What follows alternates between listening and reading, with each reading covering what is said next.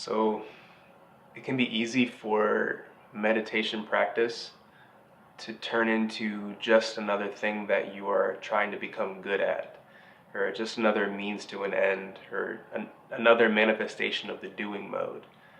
It's easy for that to happen because the rest of our life is conditioning us to be that way, and society conditions us to be that way. Like, I do this in order to get this. But meditation is ultimately a total paradigm shift. Um, and so if you take that same mindset and apply it to meditation, really will miss the point of what it's trying to provide. It's trying to get you to a state where things don't have to be different than they are, and you can just experience what it's like to be alive fully. Um, and so that is really challenging. Um, and a lot of meditative techniques kind of are still a little bit of doing in order to get you to a place where you can just be, because it is such a paradigm shift. So like focusing on the breath, for example, a focused attention practice, there still is a little bit of doing there involved. You're making an effort to focus on this one thing. But just, it's important to keep in mind that that is in an effort to be ultimately at a place where you don't have to expend any effort and you can just rest in whatever your experience is.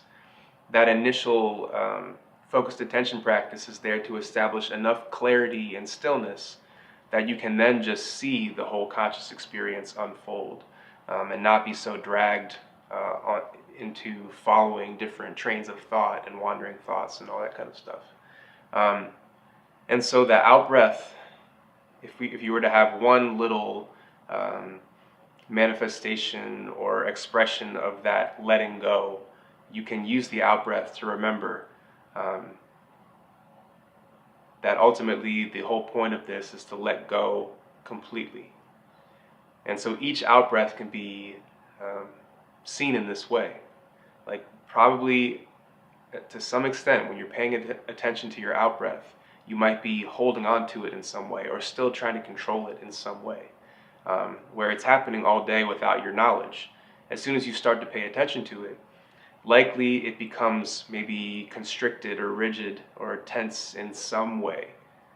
And so you can just have a practice of noticing your out breath throughout the day and seeing if you can let it go completely and just let go of all effort to control the breath in any way. And then do that on a deeper and deeper level.